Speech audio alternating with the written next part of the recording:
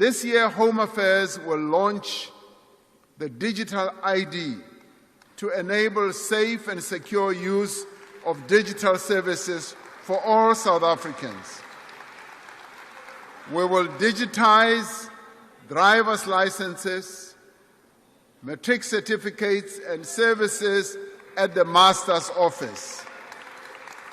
Citizens will be able to fill out police statements online, and eligibility for SASSA grants online, and be tested remotely. All these services will be made available by MyMzansi. Wenganza kwethu kunenkinga entsha ntsha.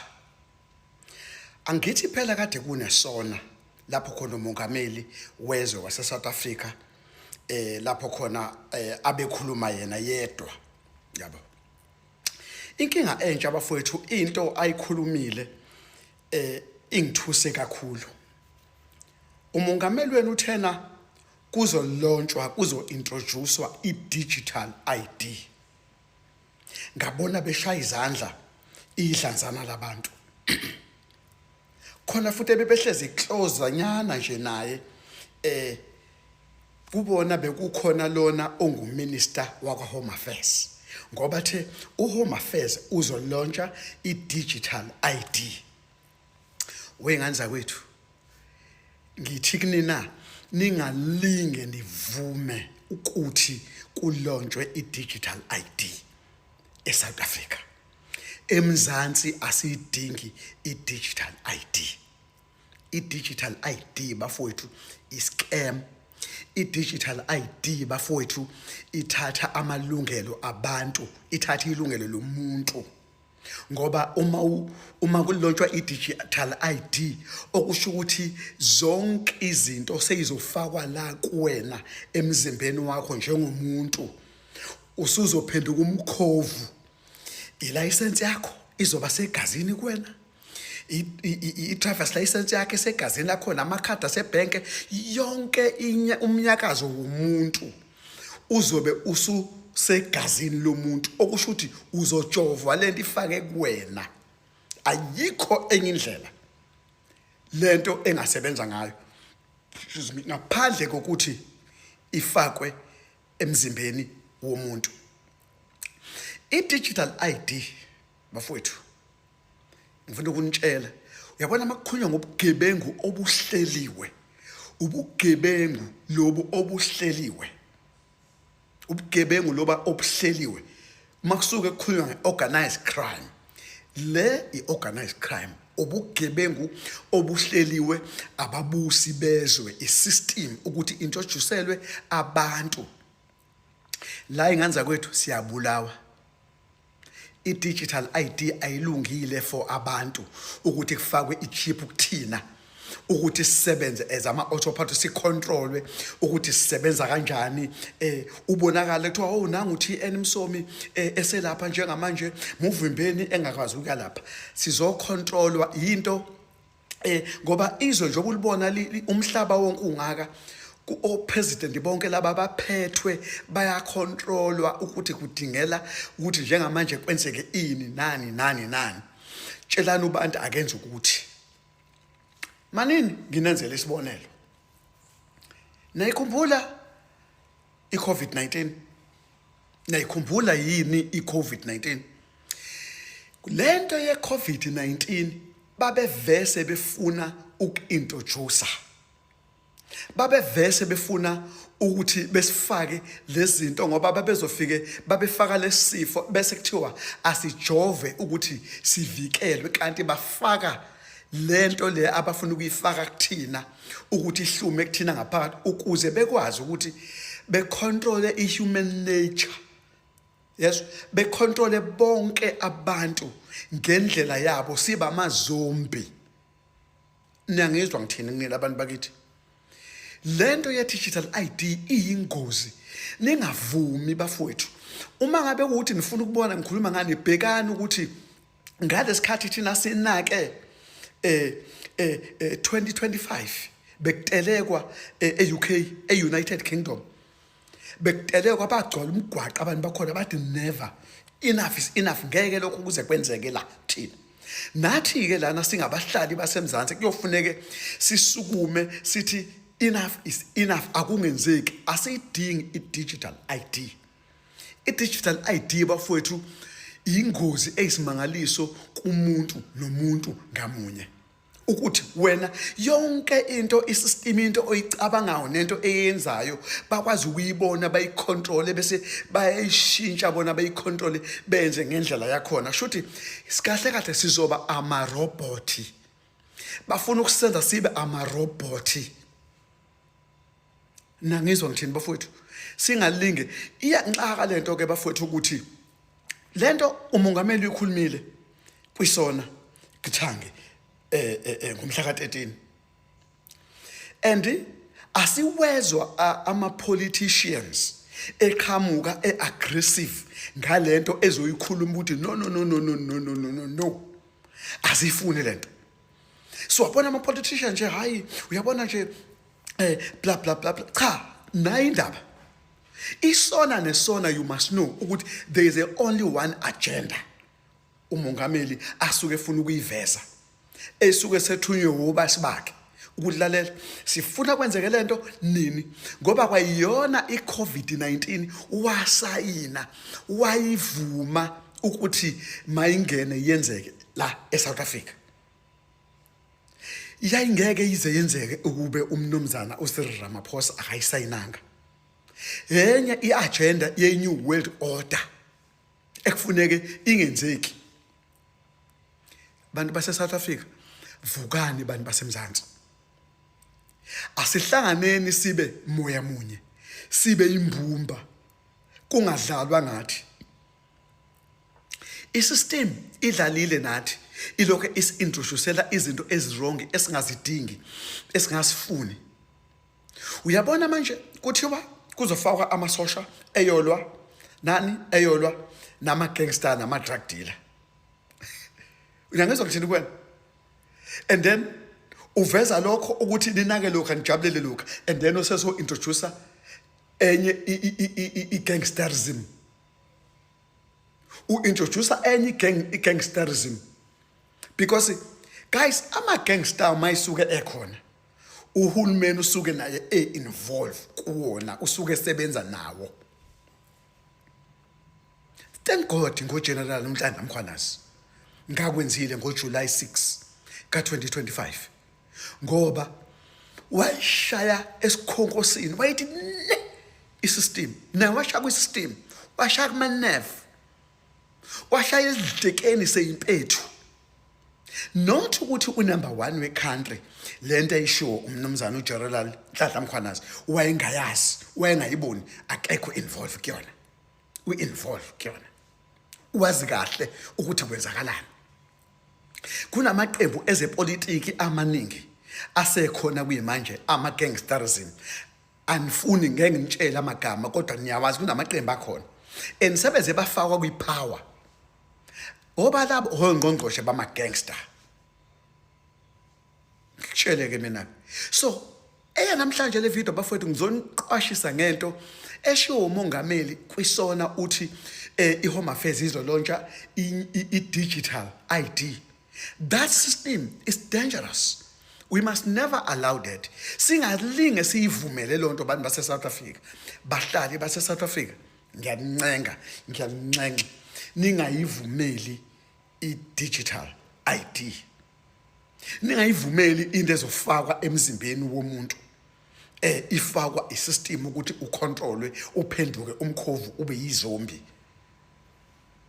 unga-act sober. Into kahle kahle into izothatha i-will yabantu away from abantu, against humility.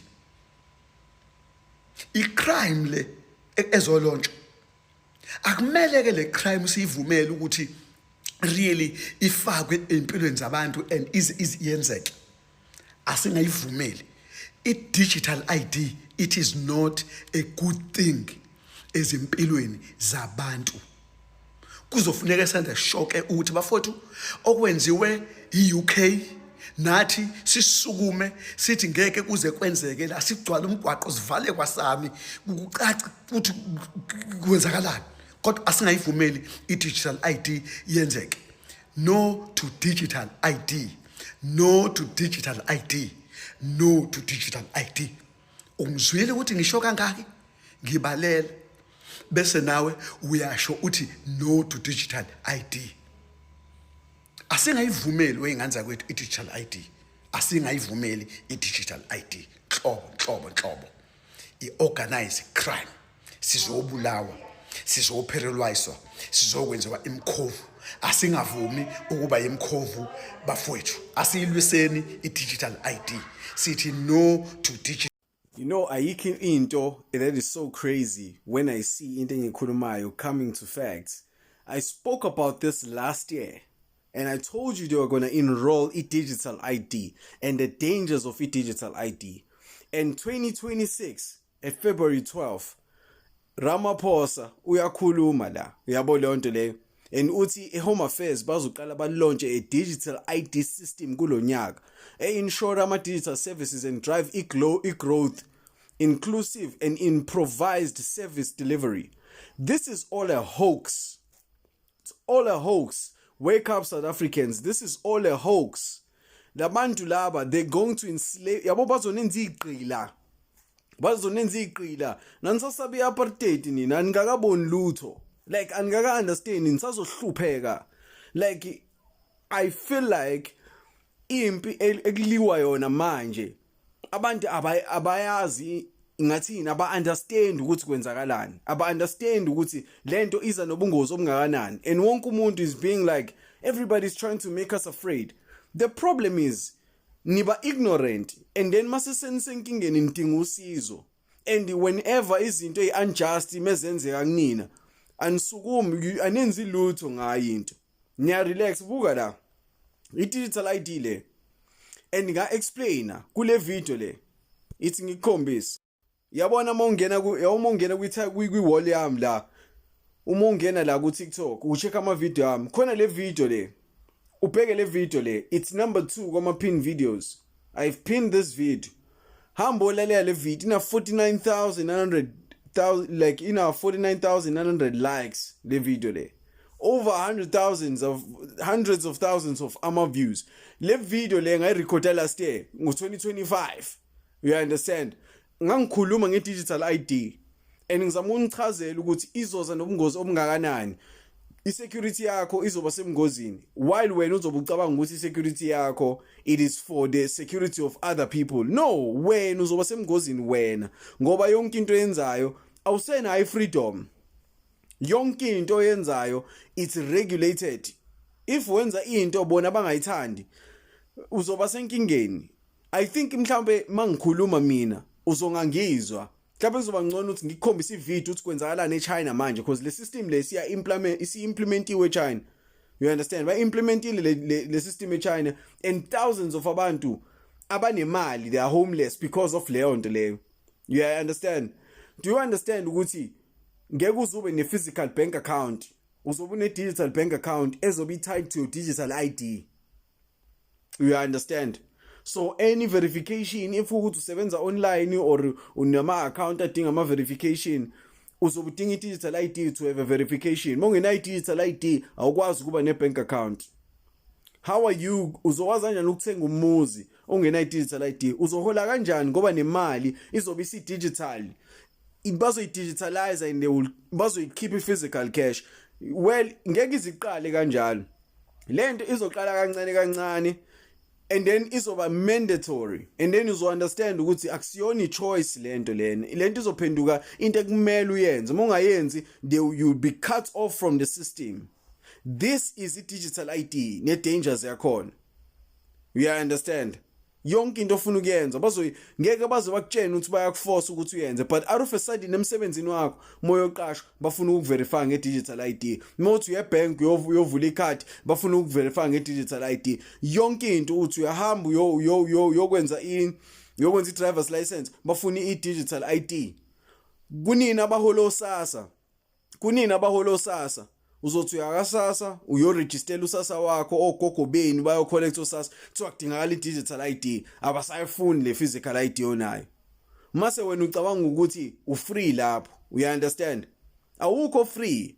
lento lena izoba incindezi enkulu ithi ngikukhombisa ivideo khona uzoyunderstanda yonke lento engishoyo ngifuna uyilalele le video le uzofika egcineni kwayo and then udecide ukuthi uzokwenzani ngalolu lwazi lolu kodwa mina ngitshena kona ukuthi hayi kukhulu okuzayo kusazoshuba hayi kusazoba nzima bafethu kuzoba nzima kujabula abafile njengamanje kuzojabula umuntu ofile nina nje niphilayo nje ayikho into enisazoyijabula usazohlupheka kade unemali kade uright uzophoqeleka ukuthi lento ugcina uyenzile kanti awazi ukuthi you are selling your soul you are selling ama rights akho awusena ama rights manje ngisho ngathi you are protester wenzani if bengayithandi lento yenzayo they shut you down you understand ungabi nalutho ungabi na access to ukudla ukungena esitolo uyothenga ukudla izitolo nje manje njoba sinama speed point uzogcina ukwazi ukuthenga i-digital ID kuphela uyayizwa leyo mongena esitolo usebenzisa i-digital ID mongenayo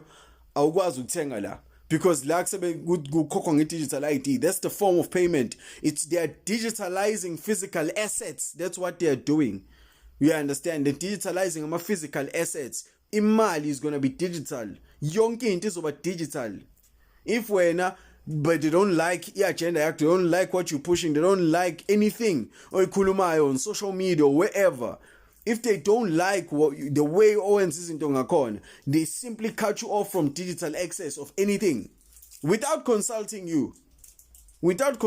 you you understand this is the most dangerous system they are enrolling and izohluphekisa iningi lenu and I think abanye benu niyobuya kule video le later on just like nje manje ngin-refer kule and you realize ukuthi lento engishoyo iyiqiniso and ngiyanitshena ngeke lento izishintshe ngeke ishintshe lutho njoba nje ni deala nama foreigners what mina ngokubuka kwami nansi into ekufuze ngabe kudilwa nayo nansi digital kodwa phela ke wonke umuntu phela uyakwazi ukuthi akhulume mina ngithi ibonele na ubone ukuthi wenze njani kodwa mina engikushoyo kusazoba nzima sanibonani bantu bakuthi sanibonani isihlobo zami yeah this is a very emotional day for me namhlanje nje selokhu ngihlaselwe imicabango yalento ye-digital ID ezayo yakhona ubhuti ngimonile izolo la ku TikTok ethi usilili umphathi wezwe lenu lo bathi abanye uCupcake mabembiza useyibeke kahle indaba ye-digital ID ukwenzela abantu babe hooked kuyona waveza lezi zinto lezi ezithandwa ngabantu actually akuzona izinto iyinto ekuthiwa imali abantu baphilela imali abantu bakhonza imali is everything abantu ababona ukuthi ukuphila kudonselwe emuva kuthenini asihlukane nokudependa emalini ukuze kuqale u-new earth noma the new civilization eza ne-new age new golden age we are actually bringing the kingdom of God into reality ngokuthi sibe ingxenye ye-ascension. The reason why, guys, there's a spiritual awakening in the first place. People need to ascend. So this is for your ascension. This is not just for waking you up from this illusion ukuthi ubone ukuthi matrix icindezela kanjani and you just decide ukuthi you are going to go out there and fight. Ukuvuswa kwethu kule system lesi isiphelo salesi simiso sezinto it's mangisho kanje ngisho ngesizulu mangithi isiphelo sesimiso sezinto it's the end of the matrix. So ukuphela kwale matrix kuvusa wena uthi go through spiritual awakening ubone ukuthi kwenzakalani. Ukubona kwakho akusho ukuthi wena go out there and find your enemy and fight. But ke abantu abangakavuki they will decide to go and fight. And unfortunately, Bandla, I'm not going to hide this. If you decide to do that, you are going to go and fight a losing battle. This has been going on for the past 6,000 years. akekho wakwayilwa lempi wakwazi ukuyinqoba.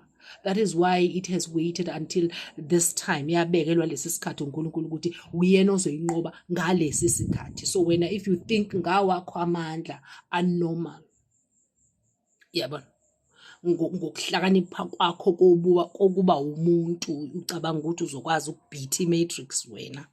You know, uma uthi uyolwa imatrix uyolwa abani kahle kahle, ubalo ozofika ukuthi nangu wena matrix. Into efana nokuthi uzolwa ugovernment, ubani ozomkhomba ukuthi wena ugovernment.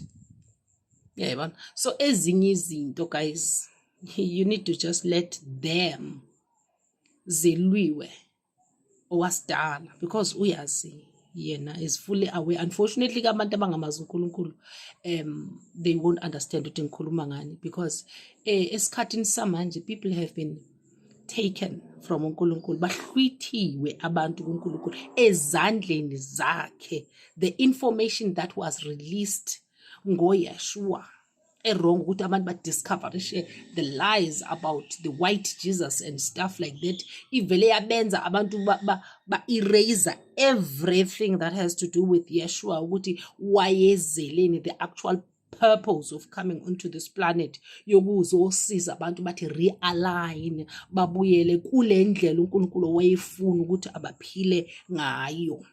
So abantu, after they discovered that, they decided to stay away from into noNkulunkulu phakathi. Abantu manje babhizi baweshipa izinto ezadalwa uNkulunkulu.